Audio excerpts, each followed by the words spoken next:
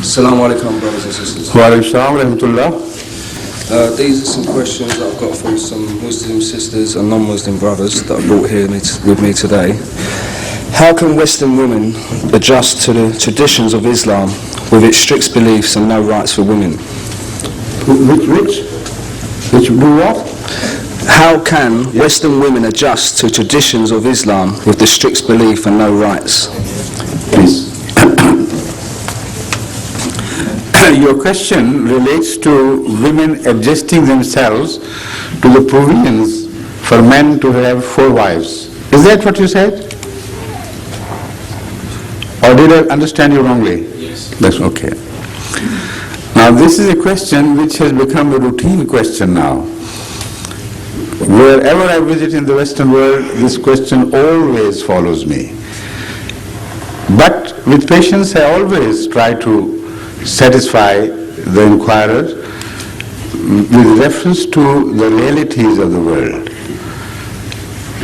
Now this question of 4 wives first has to be understood, what it means, and does it really mean what the world outside Islam understands, or does it really mean what the world within Islam understands it from it?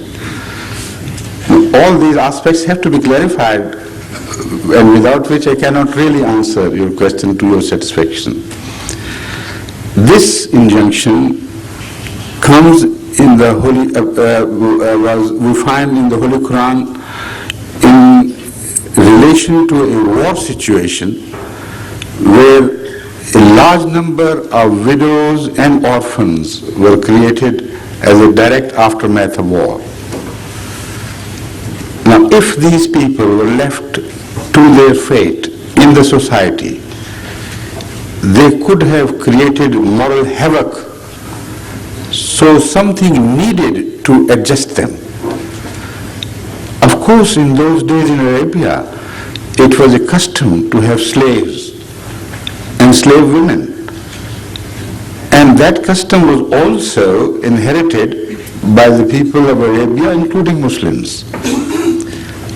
But that was no answer. If Islam had remained satisfied at that traditional solution, then Islam could not have done anything new and good for the rest of the world.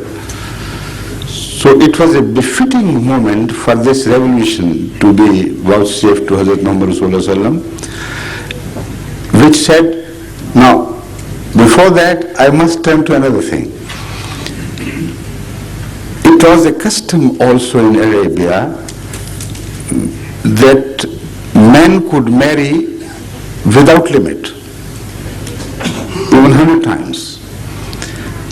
Those wealthy people who could afford, no limit was imposed on the number of marriages which they could conduct. That was another tradition which was inherited by the people of that time.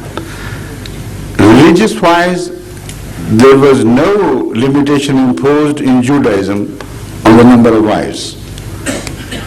And we know that even great prophets of Allah, known to be that some of them as the fathers of the whole prophethood, that is Abraham, had more than one wife.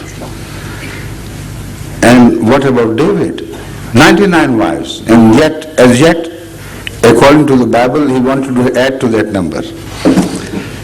So all this background must be understood to understand this injunction. When the Holy Quran says you are not permitted to marry more than 4 times, it is a limitation imposed and not a permission granted. That is the first thing which must be understood about this. For the first time, the number is confined. First time in the history of religion, the number is confined to 4 only, but with 2 conditions on either side. The Holy Quran says to do justice to these poor orphan girls and orphan boys, and of course the widows.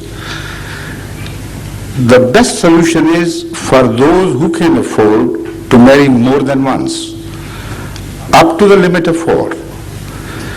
But before the permission, the Holy Quran says, it is done with a view to do justice. And at the end of this, the Holy Quran reminds again, it is, remember this again, if you can do justice, only then you are permitted to marry more than once. But if you cannot do justice, then you must have only one wife, no more than that. Now this injunction, in the light of what I have explained to you, is not something which is of only historical importance. This injunction is of universal importance for all times to come. During every war, and this is the beauty of this verse, it is revealed in relation to a war. During every war, similar situations do erupt, sometimes suddenly after the war. They are there, but erupt in the sense that they are the man of that period, or the people of that period are suddenly confronted with a huge problem in their lap. We find that women overnumber the men in the society which is left over from wars. In 1944, many of us were not born, but we know the recent history, what happened then. But in 1945, when the Second World War was over, we knew what followed. In Germany alone, the women outnumbered men by such a large margin that the society had no answer what to do with them. The problem was so pressing and so serious of a nature, so serious in its nature, that once we know, this is a historical fact, someone came from Pakistan and made an advertisement in some of the German papers that he is a Muslim, he has one wife already, he would like to marry a German lady. And whoever is interested should write to the secretary of that man who was a landlord in Multan. The number of applications exceeded 70,000. 70,000. He had to employ extra help to sort them out and finally reach the conclusion as to which lady would befit all the conditions and circumstances in which she would have to cope. And the choice, with the grace of Allah, was so beautiful that that lady is still living as a Muslim. And she has given birth and raised the children to be excellent Muslims. What of those who did not read that advertisement, or those who read but could not find a husband through that advertisement?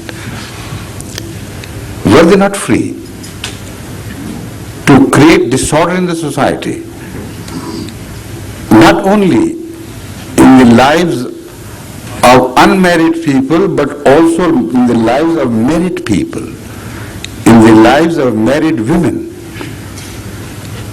those who had to cope with the daily free relationship of their husbands with other girls, and they could not stop that?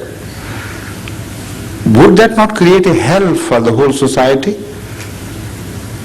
If it does, why do you emphasize on those small areas of fire which you relate to the Islamic injunction, which are found like small islands here and there, which are not a routine of the society? The incidence of marriage more than once in Islam is so few and far between that even in this society of thousands of Ahmadis here in the UK, I doubt if there will be anyone whom you could pinpoint as having married twice. Except for some from African societies I know, They were married twice, or some other countries. But in situations like one wife had died and they may have to marry again. Or in a situation where it was a custom in Africa, even now, to marry 100 times if possible you could. So Islamic injunction must be studied in the background of its history, what necessitated it, and its potential applicability to the grave human situations. And I hope this answer will satisfy you to a degree, I hope. Thank you. Thank you.